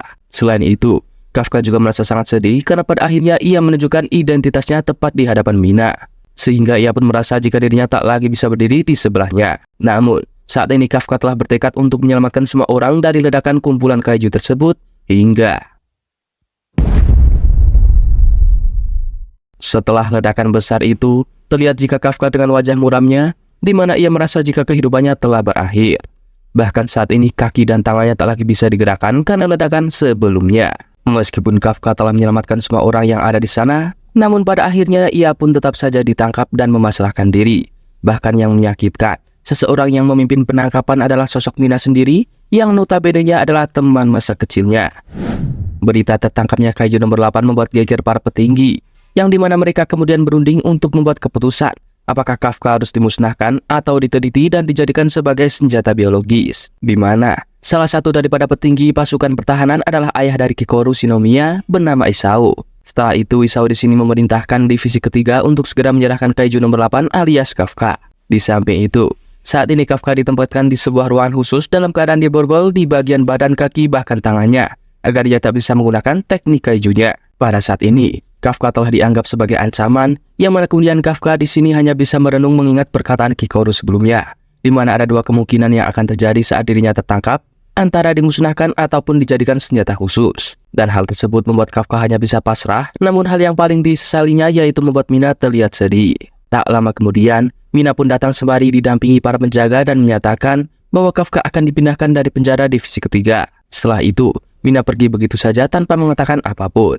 Bahkan Hoshina di sini pun enggan berbicara dengan Kafka dan hanya bertugas untuk mengantarnya. Yang mana kemungkinan mereka bersikap demikian karena mereka ingin bertugas sebagai seorang profesional yang tak mengurus perasaan. Sesaat keluar dari ruangan, seluruh pasukan sudah berbaris menyaksikan secara langsung pemindahan Kafka. Selain itu, terlihat Kafka yang sangat merasa bersalah karena telah melakukan hal teledor. Bahkan menurutnya, semua kejadian yang telah ia lakukan sebelumnya tak bisa dimaafkan oleh semuanya termasuk Reno. Namun, sesaat Kafka akan masuk ke dalam mobil, Reno memberanikan diri berkata dengan lantangnya bahwa ia percaya Kafka pasti akan kembali. Karena hal tersebut, Mina menegaskan bahwa Reno akan dihukum push up sebanyak 50 kali karena berbicara tanpa seizinnya. Meski begitu, sebenarnya Mina sangat mendukung Kafka yang ia kenal sejak kecil dan menguji tindakan Kafka yang berkorban demi menyelamatkan semua orang tanpa memperhitungkan keselamatannya sendiri.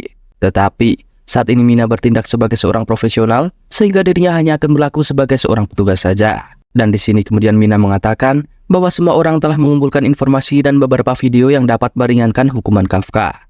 Saat ini, tugas Kafka hanyalah membuktikan bahwa Kafka adalah manusia. Selain itu, semua anggota divisi 3 juga tak menganggap Kafka sebagai seorang musuh. Setelah itu pun Mina menjelaskan bahwa Kafka akan dipindahkan ke pangkalan area Keringkai sesuai aturan pasal 13. Namun saat akan pergi, tiba-tiba Kafka ingin bertanya satu hal. Meski berat hati dan takut dengan jawabannya, Kafka memberanikan diri bertanya apakah dirinya masih bisa berjuang untuk berada di sisi Mina sesuai janji mereka dahulu. Dengan tegas Mina menyatakan jika dirinya akan tetap menunggu Kafka. Karena itu pun Kafka dibuat terharu setelah mendengar jawaban daripada Mina. Sesaat Kafka yang akan berangkat, Hoshina beserta para pasukan memberikan hormat. Hingga hal itu pun membuat seorang petinggi di sampingnya komplain kepada siapa Hoshina memberi hormat. Dengan berbohong, Hoshina mengatakan jika penghormatan mereka diberikan untuk sang Kapten Mina. Namun kenyataan sebenarnya, mereka semua memberi hormat pada Kafka yang telah berkorban demi melindungi pangkalan divisi ketiga. Singkat cerita, Kafka telah sampai di pangkalan area Keringkai, dan diketahui jika Kafka saat ini telah dianggap sebagai ancaman besar bagi pasukan pertahanan. Hingga kemudian, seluruh gerbang penjara dikunci untuk mengurung Kafka sendirian. Beberapa hari kemudian, Para anggota pasukan pertahanan divisi ketiga nampak merasa kehilangan setelah tak adanya Kafka di sana. Mereka terlihat begitu sedih setelah kehilangan orang paling kocak di antara mereka. Tak hanya itu, mereka juga sedikit merasa kecewa karena Kafka tak menceritakannya sedari awal jika dirinya bisa berubah menjadi sosok kaiju. Meski begitu, mereka semua tidak pernah merasa bahwa Kafka adalah ancaman. Bahkan mereka merasa jika sosok Kafka adalah sosok orang baik yang suka menolong orang lain meski nyawa taruhannya. Tak hanya itu, mereka diketahui masih menginginkan Kafka berada di divisi ketiga pasukan pertahanan. Namun nasib Kafka akan ditentukan oleh para petinggi nantinya. Yang mana karena kehadiran Kafka sebagai manusia yang bisa berubah menjadi kaiju akan membuat dunia semakin kacau. Dan apabila saat ini Kafka diketahui publik sebagai sosok kaiju, semua orang akan saling mencurigai satu sama lain jika orang yang berada di lingkungan mereka adalah sosok kaiju. Yang mana karena itu, semua anggota pasukan pertahanan divisi ketiga sudah tak bisa mencampuri masalah tersebut. Sementara itu, Mina masih tetap sibuk mengumpulkan data-data mengenai Kafka yang akan bisa membantunya. Selain itu, Hoshina terlihat masih tak menyangka bahwa Kafka adalah sosok kaiju. Meski demikian, Hoshina sangat berharap jika Kafka bisa kembali ke pasukan divisi 3. Tak hanya itu, Hoshina merasa kesal karena dirinya baru menyadari jika Kafka telah mengalah darinya saat mereka berduel. Maka dari itu, Hoshina berharap ingin bertarung sekali lagi melawan Kafka dengan seluruh kekuatannya. Di sisi lain, Kikoru memberanikan diri menghampiri sang ayah di kantornya untuk membahas sahabatnya. Meski ia merasa tak mungkin bisa membantu Kafka, Kikoru tetap berusaha meyakinkan sang ayah untuk mencabut hukuman Kafka. Hal itu karena Kafka sudah berusaha melindungi pangkalan, bahkan telah menyelamatkan Kikoru sebanyak 2 kali. Lantas, sang ayah menunjukkan sebuah dokumen hasil rongsen yang dimana jantung Kafka bukanlah jantung manusia, melainkan telah berganti menjadi inti kaiju. Dengan kata lain, saat ini Kafka bukanlah manusia biasa, atau lebih tepatnya ia adalah sosok kaiju nomor 8. Selain itu, Isao menjelaskan jika sosok kaiju nomor 8 tersebut adalah sosok kaiju yang sebelumnya telah membunuh ibu Kikoru. Saat mendengar itu pun, Kikoru tak bisa berkata apa-apa lagi. Namun sebelum pergi, Kikoru menegaskan bahwa ia tetap akan percaya pada sosok Kafka. Singkat cerita, kini Kafka dikunjungi oleh para peneliti, yang mana ia menyadari bahwa apapun yang ia bicarakan pasti tak akan didengar alias tak akan dipercaya. Meski demikian, Kafka tidak akan menyerah karena Kafka harus menjelaskan semua pada rekan seperjuangannya. Di sisi lain, Mina tiba-tiba saja mengumumkan akan memindahkan Aoi, Izumo, Iharu, dan Reno ke divisi lain. Di mana Mina beralasan jika hal itu karena pangkalan divisi ketiga sudah tidak berfungsi akibat kehancuran sekitar 75%. Mendengar itu pun, mereka langsung tak menerima hal itu. Bahkan mereka merasa jika pemindahan mereka hanya karena para petinggi yang berniat memisahkan orang-orang yang mengetahui kebenaran mengenai Kafka. Namun, di sini Reno siap menerima tugas apapun dan menerima sebuah keputusan daripada sang Kapten Mina. Setelah itu, Izumo terlihat sedang mencari orang dalam yang bisa membantu membebaskan Kafka. Tak hanya itu, Aoi juga berusaha menghubungi mantan pemimpin dari kemiliteran yang bisa membantu membebaskan Kafka. Aoi pun kemudian mengungkapkan pada Izumo bahwa itulah yang bisa ia lakukan. Karena sedari awal ia memang tak mau kehilangan satupun pasukan divisi ketiga termasuk Kafka sendiri. Kembali lagi pada Kafka, yang mana ia hanya terlihat melamun sembari memikirkan perkataan Mina, yang dimana tugas Kafka saat ini yaitu berusaha meyakinkan dan membuktikan bahwa dirinya adalah sosok manusia. Tak lama kemudian, muncullah rombongan pasukan yang dipimpin oleh sang direktur pertahanan yaitu Isao Shinomiya. Sementara itu, para petinggi lain dan Kikoru hanya bisa menonton dan mengawasi dari atas. Namun mereka juga tidak menyangka jika Isao sendiri akan turun tangan secara langsung dalam kasus tersebut. Dengan kata lain, kasus tersebut sudah dianggap sebagai kasus yang sangatlah besar. Dan ketika Isao meminta untuk melepaskan borgol Kafka, para peneliti merasa kaget karena Kafka sangatlah berbahaya saat dalam wujud kaijunya. Tetapi karena Isao yang meminta dan menjamin ia akan mengurusnya, para peneliti pun tak bisa membantah dan langsung membuka borgolnya. Yang mana karena hal itu, Kafka merasa jika saat inilah adalah kesempatannya untuk berbicara dan kemudian menjelaskan bahwa Kafka adalah sosok manusia. Tetapi secara tak terduga, Isao pun malah berusaha menyerang Kafka. Dalam sekejap, Kafka langsung terluka parah dan kemudian Isao pun mengambil sampel darah daripada Kafka untuk diteliti. Selain itu, Isao menegaskan bahwa perubahan wujud di tangan Kafka menandakan bahwa Kafka bukanlah manusia alias kaiju nomor 8. Meski begitu, Kafka tetap meyakinkan bahwa dirinya adalah Kafka dan bukanlah kaiju nomor 8. Tetapi, Isao tak mengindahkannya dan secara tiba-tiba Isao mempersiapkan sebuah senjata khusus miliknya berupa sarung tangan yang tercipta dari kaiju nomor 2. Meski demikian, Kafka tetap berusaha akan menahan diri dan tak mau melakukan serangan balik pada Isao. Tetapi melihat itu, jelas membuat Kikoru begitu terkejut saat Kafka terkena serangan kuat daripada Isao. Dijelaskan bahwa Isao mendapatkan julukan sebagai pasukan terkuat umat manusia yang memiliki kekuatan sekelas kaiju. Bahkan ia terlihat tak memberi ampun hingga membuat Kafka tak berdaya. Meskipun Kafka pada awalnya berusaha menghindar, Namun Kafka di sini masih bingung kenapa tubuhnya bereaksi secara otomatis seperti sedang berhadapan dengan kaiju.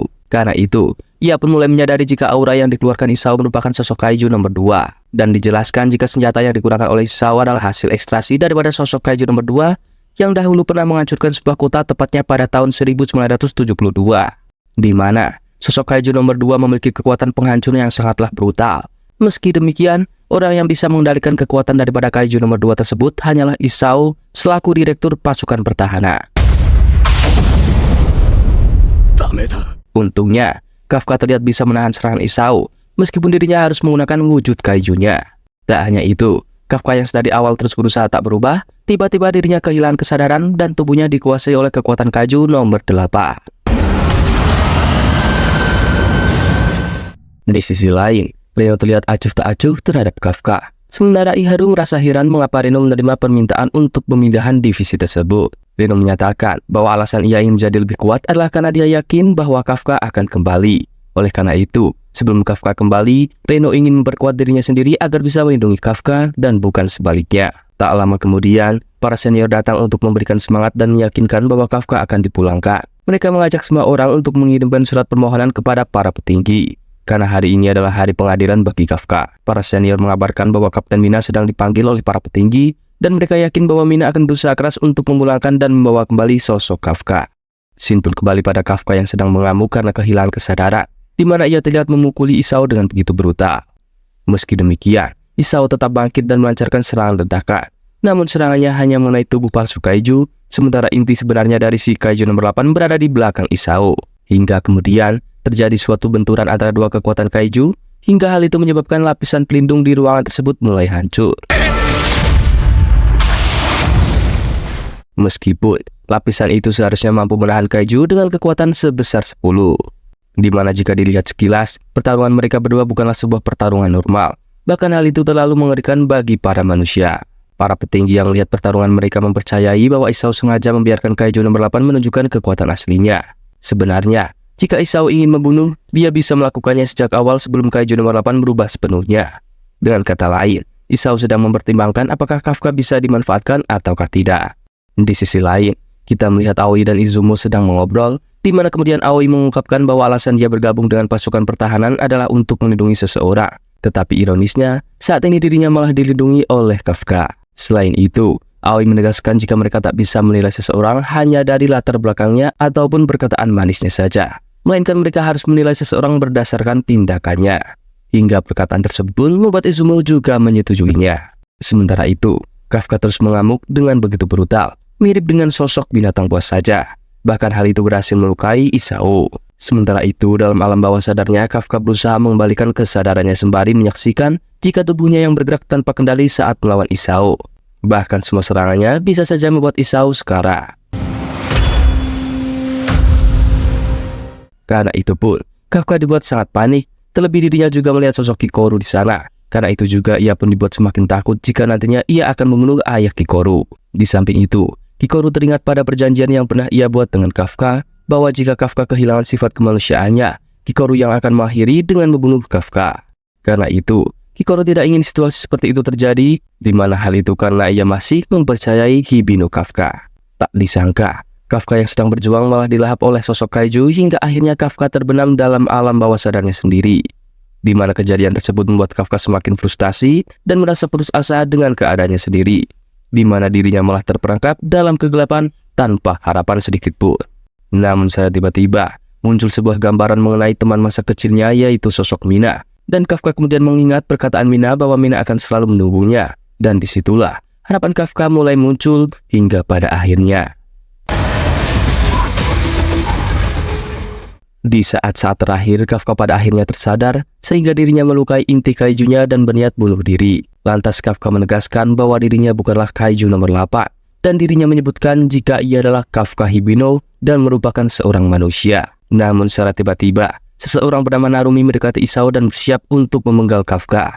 Tetapi Isao menyuruhnya untuk mengangkat senjatanya. Hal itu karena pengujian kali ini sudah berakhir. Diketahui jika sosok Narumi di sini merupakan seorang kapten divisi 1, di mana sepertinya ia juga sangatlah kuat. Selain itu, terlihat Isao yang menyuruh tim medis untuk segera merawat Kafka yang telah terluka. karena dirinya berniat bunuh diri untuk membuktikan jika ia bisa mengendalikan sosok kaiju yang ada di dalam tubuhnya.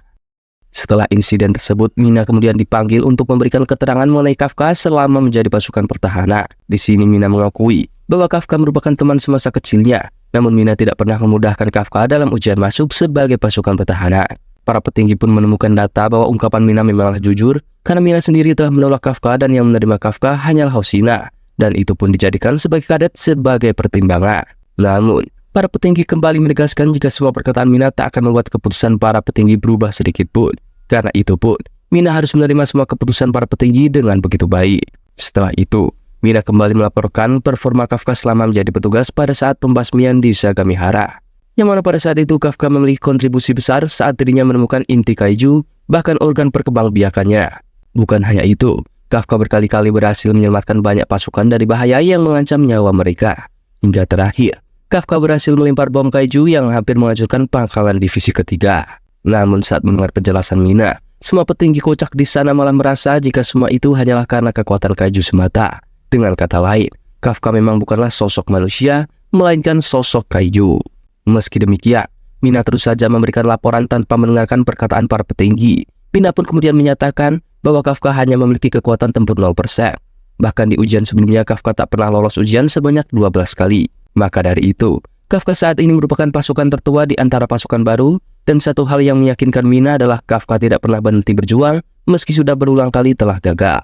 Tak hanya itu, Kafka telah berusaha keras menaikkan kekuatan tempurnya meski cuma sedikit dari 0% hingga 1%, yang mana itu juga menunjukkan perjuangannya. Selain itu, Kafka yang berubah menjadi sosok kaiju bermaksud untuk menyelamatkan semua orang yang ada di pangkalan divisi ketiga.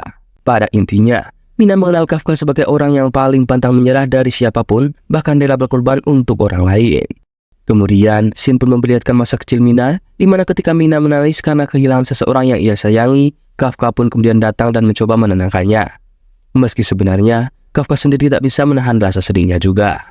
Karena itu pun, Mina menegaskan bahwa Kafka adalah orang yang paling berperi kemanusiaan daripada manusia lainnya. Selain itu, Mina menegaskan kembali bahwa Kafka dinilai terpilih sebagai petugas yang sangat bisa diandalkan. Mendengar itu pun jelas membuat para petinggi jengkel mendengarnya karena ungkapan Mina dianggap sebagai pembelaan terhadap bawahan. Namun, Isao yang mendengarkannya bersikap bijak dan kemudian berterima kasih pada Mina dan kemudian menyuruhnya untuk pergi karena urusannya sudah selesai. Setelah itu, Isao pun memutuskan bahwa kaiju nomor 8 akan dijadikan sebagai kekuatan tempur, namun bukan sebagai senjata. Yang mana kemudian, semua petinggi pun menolak karena kaiju nomor 8 dianggap terlalu berbahaya bagi mereka. Lantas, Isao menjelaskan jika kaiju nomor 8 dijadikan senjata sudah dipastikan jika kekuatannya itu takkan sama seperti yang sekarang. Sedangkan dunia saat ini semakin terancam, karena kedatangan Dai Kaiju yang sangat kuat dibandingkan kaiju pada umumnya. Maka dari itu, Isao beralasan jika pasukan pertahanan lebih baik memanfaatkan Kafka sebagai kekuatan tempur bagi mereka.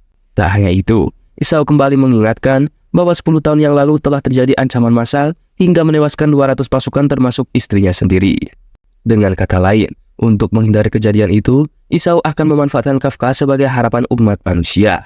Meskipun keputusan sudah ditentukan, namun sebagian petinggi tetap tidak akan setuju walau sang direktur telah membuat keputusan. Di sisi lain, setelah menjalani perawatan khusus, Kafka dipindahkan ke sebuah rumah sakit khusus pasukan pertahanan. Kemudian Kafka pun berpikir bahwa dirinya sangat membenci tubuhnya karena ia tak berdaya sehingga membuat Mina menangis. Maka dari itu, Kafka selalu berpikir daripada menjadi kaiju mending dirinya mati sebagai manusia. Dan itulah alasan kenapa Kafka melukai dirinya sendiri ketika terjebak di dalam alam bawah sadarnya. Sesaat dirinya tersadar, Kafka dibuat terkejut dan menanyakan alasan dirinya yang masih hidup. Di mana saat dirinya juga mengetahui jika sang direktur Isao masih hidup, hal itu kemudian membuatnya merasa lega. Yang mana apabila terjadi apa-apa terhadap Isao, Kafka akan merasa malu ketika berhadapan dengan sosok Hikaru. Dan setelah itu pun, Kafka menanyakan alasan Isao yang malah membiarkannya hidup. Di mana kemudian Isao menjelaskan jika Kafka adalah manusia biasa, sudah dipastikan jika saat ini Kafka takkan hidup. Selain itu, Isao menyatakan jika pada intinya para petinggi sudah memutuskan bahwa Kafka dinyatakan sebagai kaiju dan bukanlah manusia. Namun hukuman Kafka untuk saat ini masih ditangguhkan. Artinya, kehadiran Kafka saat ini masih dalam tahap pertimbangan dan pengawasan. Tetapi perlu diingat, semua para petinggi menolak membiarkan Kafka hidup, bahkan mereka tidak setuju dengan keputusan yang telah Isao buat selaku direktur utama divisi pertahanan. Karena itu, Isao meminta Kafka untuk membuktikan bahwa Kafka berguna bagi umat manusia. Mendengar itu, kemudian membuat Kafka berjanji bahwa suatu hari Kafka akan membuat para petinggi mengakuinya sebagai pasukan pertahanan. Berpindah di tempat lain, terlihat Mina yang nampak sedang jalan sendirian tiba-tiba tersenyum manis ketika mendapatkan kabar baik tentang Kafka. Bukan hanya Mina, Kikoru pun sangat senang mendengar jika Kafka masih dibiarkan hidup.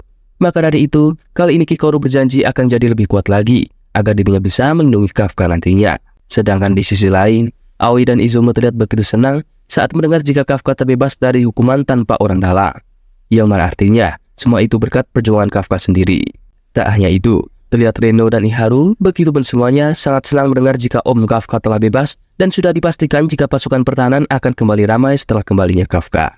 Sementara itu, Hoshina yang merasa senang karena kembalinya Kafka masih berpikir jika hal itu hanyalah permulaan saja. Yang mana menurutnya kesulitan pasti akan terjadi nantinya, di mana jika dunia mengetahui bahwa di dalam pasukan ada kaiju, pasti akan terjadi kekacauan. Di sini Hoshina merasa sadar bahwa Kafka harus membuktikan supaya diakui oleh semua orang. Di sisi lain, kita dibilangkan para pasukan pembersih yang begitu kesal karena selalu kalah saat memainkan sebuah game online, di mana ternyata lawan tanding mereka memiliki nama nomor 9. Di mana sesungguhnya, pemain yang memainkan game online dengan nickname nomor 9 adalah sosok kaiju nomor 9 sendiri yang memiliki kecerdasan di atas rata-rata. Bahkan ia menganggap jika semua lawan yang ada di game online sangatlah mudah dikalahkan. Selain itu, si nomor 9 mulai menyadari meskipun manusia sangatlah lemah, mereka memiliki suatu senjata yang sulit dikalahkan, yaitu kecerdasan dari generasi ke generasi berikutnya. Selain itu, diketahui jika nomor 9 nampak memiliki sebuah rencana yang ia bicarakan dengan sosok misterius, di mana mereka telah mempersiapkan sebuah serangan. Bahkan nomor 9 berjanji jika ia akan kembali merebut kekuatan kaiju yang telah diambil oleh para manusia.